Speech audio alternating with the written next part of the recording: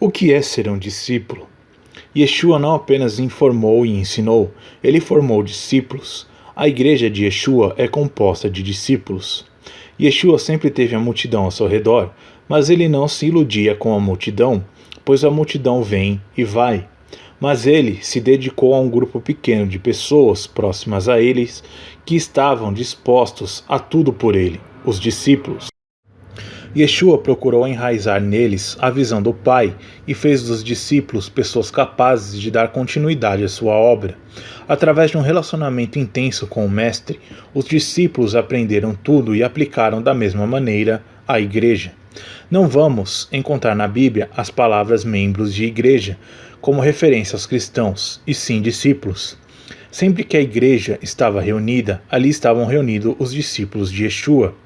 Mesmo antes de Yeshua, a Bíblia nos mostra pessoas que tinham um relacionamento de discípulos. Moisés e Josué, Êxodo 24:13. E levantando-se Moisés com Josué, seu servidor, subiu ao monte de Deus. Êxodo 33:11.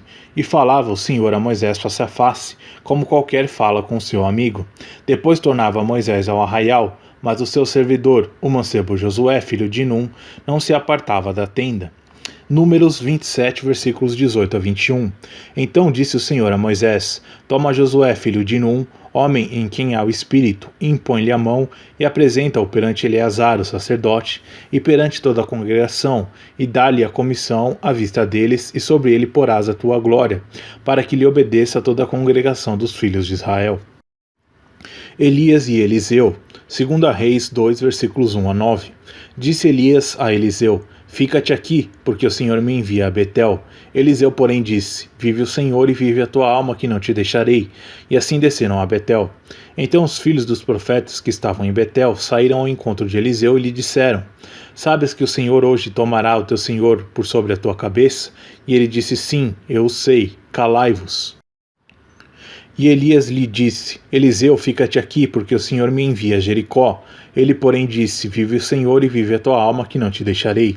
E assim vieram a Jericó. Então os filhos dos profetas que estavam em Jericó se chegaram a Eliseu e lhe disseram: Sabes que o Senhor hoje tomará o teu senhor por sobre a tua cabeça? E ele disse: Sim, eu o sei, calai-vos. E Elias lhe disse: Fica-te aqui, porque o Senhor me envia ao Jordão. Mas ele disse: Vive o Senhor e vive a tua alma, que não te deixarei. E assim ambos foram juntos. E foram 50 homens dentre os filhos dos profetas, e pararam de frente deles, de longe, e eles dois pararam junto ao Jordão. Então Elias tomou a sua capa, e dobrando-a feriu as águas, as quais se dividiram de uma a outra banda, e passaram ambos a pé enxuto. Havendo eles passado, e Elias disse a Eliseu: Pede-me o que queres que eu te faça, antes que eu seja tomado de ti. E disse Eliseu: Peço-te que haja sobre mim dobrada porção de teu espírito. Isaías 50, versículo 4. O Senhor Deus me deu a língua dos instruídos, para que eu saiba sustentar com a palavra o que está cansado. Ele desperta-me todas as manhãs, desperta-me o ouvido, para que eu ouça como discípulo. O que é um discípulo? É aquele que crê em tudo que Cristo disse e faz tudo o que Cristo manda. Aquele que creu, se arrependeu, foi batizado e recebeu o dom do Espírito Santo, a Bíblia chama de discípulo. É importante entender que no contexto do Novo Testamento não existe uma pessoa que seja convertida e não seja discípulo. Salvo, convertido, discípulo, todos são termos que se referem a uma mesma pessoa. Cada um desses termos tem um sentido diferente, mas são aplicados a uma mesma pessoa. A palavra convertido aparece 2 vezes no Velho Testamento. A palavra crente aparece 15 vezes no Novo Testamento. A palavra discípulo aparece 3 vezes no Velho Testamento e 258 vezes no Novo Testamento. Salvo, o que foi libertado do poder da condenação do pecado. Convertido, o que mudou de atitude e mentalidade. Discípulo, o seguidor, praticante dos ensinos do Mestre, submisso. Crente, aquele que crê. É comum encontrarmos pessoas que se dizem convertidas, creem sinceramente que são salvas, mas se você perguntar se elas desejam se submeter e obedecer a Cristo em tudo, vão dizer: ainda não, talvez um dia eu me consagre totalmente. Isso é uma grande contradição, pois como alguém pode se considerar salvo ou convertido se ainda não se entregou total e incondicionalmente a Yeshua para viver em total obediência a Ele, renunciando a tudo quanto tem e até a sua própria vida? Um convertido é mais do que um crente, é um discípulo. Mateus 9:9. Partindo Yeshua dali, viu sentado na coletoria um homem chamado Mateus e disse-lhe: segue-me. E ele, levantando-se, o seguiu. Se entregou completamente, largou tudo o que estava fazendo e o seguiu. Mateus 7:21. Nem todo o que me diz Senhor, Senhor entrará no reino dos céus, mas aquele que faz a vontade do meu Pai que está nos céus. É necessário obedecer, fazer a vontade do Pai. Lucas 14:33. Assim, pois, todo aquele dentre vós que não renuncia a tudo quanto possui, não pode ser meu discípulo. Renunciar a tudo. Lucas 14:26. Se alguém vier a mim e não aborrecer a pai e mãe, a mulher e filhos, a irmão e irmãs, e ainda também a própria vida, não pode ser meu discípulo. Perder a própria vida.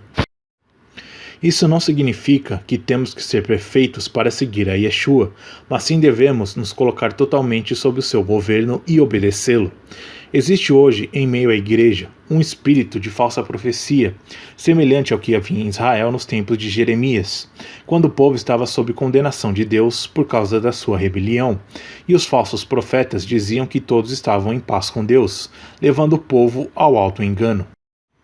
Jeremias 6,14. Também se ocupam em curar superficialmente a ferida do meu povo, dizendo: paz, paz, quando não há paz.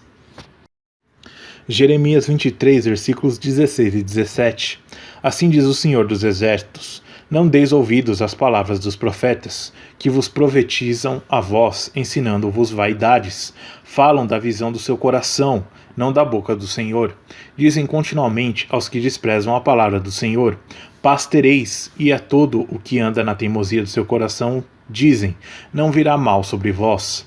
Deus, nestes dias, está restaurando as realidades básicas do Evangelho do Reino, para que se cumpram as palavras proféticas dadas por Malaquias. Malaquias 3,18. Então vereis outra vez a diferença entre o justo e o ímpio, entre o que serve a Deus e o que não serve. Se alguém pretende ser salvo ou convertido sem se tornar um discípulo, não encontrou tal pretensão nas Escrituras. Todo salvo é um discípulo. Ninguém é salvo se não for um discípulo. Podemos nos referir a uma pessoa que está no reino de Deus, usando qualquer um dos termos que aparecem nas Escrituras, mas devemos nos acostumar a usar o termo discípulo. Por quê? Primeiro, é o termo mais abrangente que expressa com mais exatidão a realidade de vida de alguém que pertence ao reino de Deus.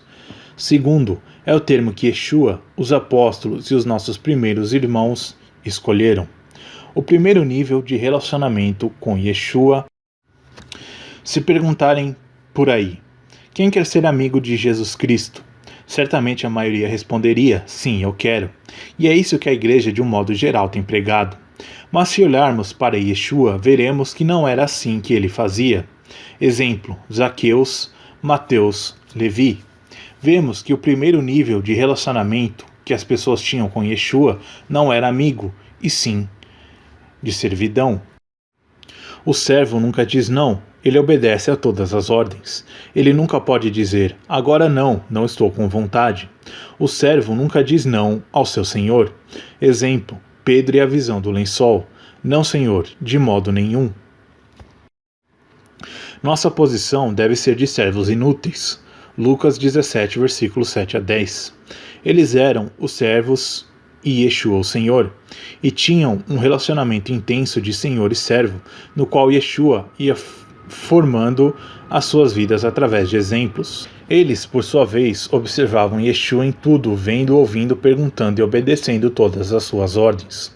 Somente mais tarde, depois de quase 3 anos, Yeshua começa a chamá-los de amigos. João 15, versículos 14 e 15. Vós sois meus amigos, se fizerdes o que eu vos mando. Já não vos chamo servos, porque o servo não sabe o que faz o seu senhor, mas chamei-vos amigos, porque tudo quanto ouvi do meu Pai vos dei a conhecer. É interessante observar que o relacionamento de amigo é consequência do relacionamento de senhor e servos. Um não anula o outro. Yeshua é nosso amigo e nós somos seus amigos, mas antes, ele é nosso Senhor e nós somos seus servos. O senhorio de Yeshua vem sempre antes da amizade, quando nós nos tornamos verdadeiramente discípulos. Mateus 4, versículos 18 a 22. E Yeshua, andando ao longo do mar da Galileia, viu dois irmãos, Simeão, chamado Pedro, e seu irmão André, os quais lançavam a rede ao mar, porque eram pescadores. Disse-lhes: Vinde após mim, e eu vos farei pescadores de homens. Eles, pois, deixando imediatamente as redes, o seguiram. E passando mais adiante, viu outros dois irmãos, Tiago, filho de Zebedeu, e seu irmão João, no barco com seu pai Zebedeu, consertando as redes, e os chamou, e este, deixando imediatamente o barco e seu pai, seguiram-no. Imagine você nesta situação. Você está no seu serviço e Yeshua chega e dá essa ordem: largue tudo e me siga. É loucura. Eles nem perguntaram para onde iam, mas estava evidente que era uma ordem do Eterno. Quando eles se tornaram discípulos, quando eles passaram a seguir as ordens de Yeshua, ordem é ordem e não pedido. Quando é que nós nos tornamos discípulos de Yeshua? Quando aceitamos seu chamado de maneira incondicional e começamos a obedecer sua palavra. Isso se demonstra de maneira prática em nossas vidas: batismo e obediência à palavra do Eterno. As 5 características de um discípulo. Existem 5 características que Yeshua quer ver em todos os seus discípulos. Primeira, amar a Yeshua sobre todas as coisas. Lucas 14, 26. Se alguém vier a mim e não aborrecer a pai e mãe, a mulher e filhos, irmãos e irmãs, e ainda também a própria vida, não pode ser meu discípulo. Yeshua não admite o segundo lugar em nada. Aborrecer, amar menos, não significa deixar de amar, e sim amar mais a Yeshua. Quando o discípulo tem que optar, ele sabe por quem optar. 2. Renunciar a tudo quanto tem. Lucas 14, 33. Assim, pois, todo aquele que dentre vós que não renuncia a tudo quanto possui, não pode ser meu discípulo. Bens, projetos e ideais, tempo, como você tem usado o seu tempo? É Yeshua quem governa o seu tempo? Devemos saber como usar o nosso tempo para a glória do Eterno. Os discípulos passavam todo o seu tempo com Yeshua. Exemplos, Marcos 4 a 7. 3. Obediência à palavra de Deus. João 8,31. Dizia, pois, Yeshua aos judeus que nele creram: Se vós permanecerdes na minha palavra, verdadeiramente sois meus discípulos. Permanecer na palavra, ouvir e obedecer. Não basta só acreditar, achar bonitas as coisas que ele fala. É preciso conhecer sua palavra e obedecer a sua palavra. E por que me chamais Senhor, Senhor, e não fazeis o que eu vos digo? Lucas 6,46. O conhecimento e a prática da palavra de Deus devem ser notórias na vida dos discípulos. 4. Amar como ele amou. João 13, versículos 34 e 35. Um novo mandamento vos dou, que vos ameis uns aos outros, assim como eu amei a vós, que também vós vos ameis uns aos outros. Nisto conhecerão todos que sois meus discípulos, se tiverdes amor uns aos outros. 5. Multiplicar a vida de Yeshua. João 15, versículos 7 a 8. Se vós permanecerdes em mim, e as minhas palavras permanecerem em vós, pedi o que quiserdes, e vos será feito. Nisto é glorificado meu Pai, que deis muito fruto, e assim sereis meus discípulos. Dar frutos é reproduzir a vida de Yeshua, primeiramente em nós, e depois nas outras pessoas. Não é fruto do Espírito. É ganhar discípulos para Yeshua. João 15,16. Vós não me escolhestes a mim, mas eu vos escolhi a vós, e vos designei, para que vades e deis frutos, e o vosso fruto permaneça, a fim de que tudo quanto pedires ao Pai em meu nome, ele vos conceda. O fruto é resultado de estarmos na videira. O discípulo permanece em Yeshua, a palavra permanece no discípulo, o discípulo dá fruto e o fruto permanece. Frutificar é consequência de uma vida sob o governo de Yeshua. Não só o fruto, mas só conseguiremos ser verdadeiros discípulos de Yeshua se estivermos nele, obedecendo a ele, servindo a ele, envolvidos com ele. Frutificar é uma ordem expressa de Yeshua. Mateus 28, versículos 18 a 20. E aproximando Yeshua, falou-lhes, dizendo: Foi-me dada toda a autoridade no céu e na terra. Portanto, ide e fazei discípulos de todas as nações, batizando-os em nome do Pai e do Filho, ensinando-os a observar todas as coisas que eu vos tenho mandado, e eis que eu sou convosco todos os dias, até a consumação dos séculos.